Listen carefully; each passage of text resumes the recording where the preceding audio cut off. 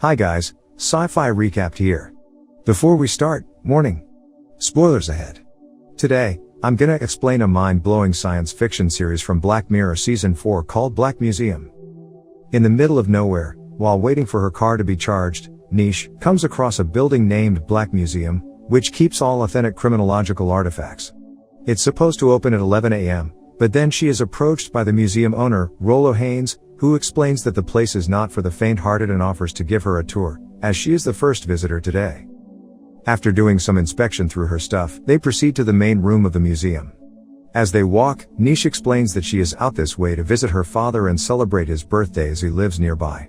The first stuff they come across is a device that looks like an electronic hairnet. Haynes starts to tell the story about the stuff and a little bit about his background. He was a neuroscientist for St. Juniper, a university hospital in New York which offers free health care for people in exchange for being allowed to be a test subject to their experimental treatment. Haynes approaches Dr. Peter Dawson, who just failed his surgery, in regards to testing an experimental neurological implant. He then explains that his team has just discovered a device which allows information to transfer from one brain to another. The experiment failed, but they found an interesting discovery when one of his employees spilled hot coffee all over the first mouse, Kenny. The device enables the second mouse, Hector, to feel the same physical sensation as Kenny. Hector will feel the same burn sensation as Kenny, but it will take no damage at all. Because of that, they managed to create a receiver that can be implemented to the human's body. Its purpose is to enable all the doctors to feel their patient's pain, without having to experience the physical damage, so that they would be able to cure the patients in the right way. Interested with the offer, the device then is applied to the doctor's neck. Thanks to that, Dawson becomes an expert at diagnosing and treating his patients. He also manages to save a lot of lives. It turns out that the implant also enables him to receive pleasurable sensations. Dawson also uses the device to enhance sex with her girlfriend by feeling her sensation, causing him to experience male and female orgasm at the same time. Everything is going well for the doctor until one night where a poisoned senator is brought into the hospital. Dawson is connected when the senator suddenly dies. It is the first time he experiences death. Dawson blacks out for a few minutes, but when he awakes, they discover that nothing is wrong with his body. However, he soon finds that the side effect is that he now experiences pain as pleasure. The more pain he feels, the more pleasure he gets, or people called it masochist. He starts demanding for rough sex, but when his girlfriend gets tired of it, he then begins hanging around at the hospital waiting for patients and craving for pain. At one night, when an old lady who suffered a heart attack is brought to the emergency room, Dawson starts to connect himself to her and uses her suffering for personal pleasure. He intends to buy some time so that the other doctor won't do the treatment, but eventually the security guards have to pull Dawson away from her. The next day he visits Haynes, but he explains that he is not able to reverse the procedure, so the doctor has to be removed from the hospital. One night, Dawson finds that hurting himself will also bring the pleasurable sensation. Addicted to that, he begins mutilating himself. Not enough with that, he also tortures and kills a homeless man with a drill. By the time police find him, the extreme sensations of pleasure has caused him to fall into a coma and is put in the hospital until now. Back to the present, Haynes is covered by sweat and Niche offers him a bottle of water since the museum AC is broken. After that, they move to one of the saddest objects in the place, which is a monkey doll, and he starts to tell the story behind it. Jack and Carrie are a happy couple with their new baby. When Carrie wants to take a photo of her husband and son, she suddenly gets hit by a truck and falls into a coma.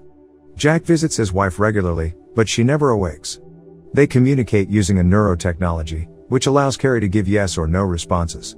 One day, Haynes approaches the husband and offers a procedure for her wife which transfers Carrie's consciousness into his brain and allows her to see and hear everything he does. It also enables Jack to talk to her again. At first, he is uncertain when told that they need to kill Carrie first, but Carrie agrees by responding from the device. They begin the operation and it is successful. Carrie is now able to feel the hug from their grown son, Parker. However, the shared consciousness begins to take a toll on the couple, as Jack feels a lack of privacy and Carrie keeps complaining about whatever he does. The couple then meets Haynes, who offers Jack more privilege by allowing him to put Carrie on pause. Tired of being watched, Jack decides to put his wife on a pause for weeks, but this action just infuriates her whenever he allows her consciousness again, making the relationship worse. Then, Jack meets Emily and the two begin dating. Not happy with Carrie disturbing their relationship, they meet Haynes and Emily forces him to transfer Carrie's consciousness out of him completely. Deleting the consciousness means death for Carrie, So Haynes suggests transferring her into a monkey doll with a camera, which is then given to their son, Parker. Unfortunately, the doll can only speak 2 phrases, "Monkey loves you" and "Monkey needs a hug."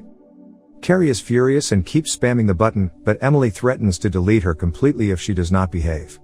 As Parker grows up, he eventually gets bored with the doll and abandons it, with Carrie trapped inside it.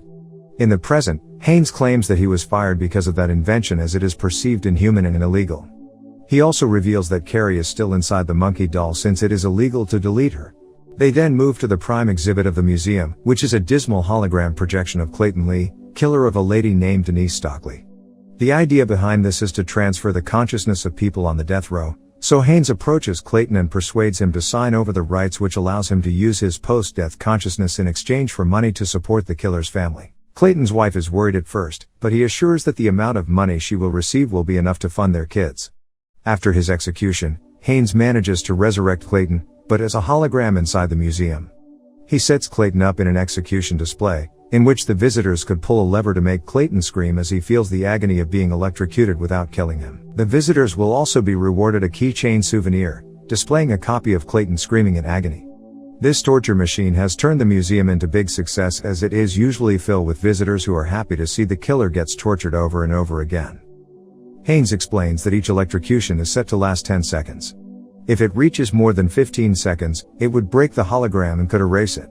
While explaining, Haynes suddenly starts choking and discovers that he has been poisoned by Niche. She also has sabotaged the museum air conditioner so that Haynes would become thirsty and accept the water offer. Surprisingly, Niche reveals herself to be Clayton's daughter. She then claims that his father is actually innocent and there have been several actions done to support his father, but it never works as the state never cares. The least thing the protesters could do was to post a thread on social media, which ended up hurting the museum's popularity and decreasing the visitors significantly. Because of that, the museum now attracts wealthy sadists, who would pay more to torture Clayton exceeding its limit, turning him into empty shell, not dead but hardly alive, until one day, Nisha's mom comes to see what has happened to her husband.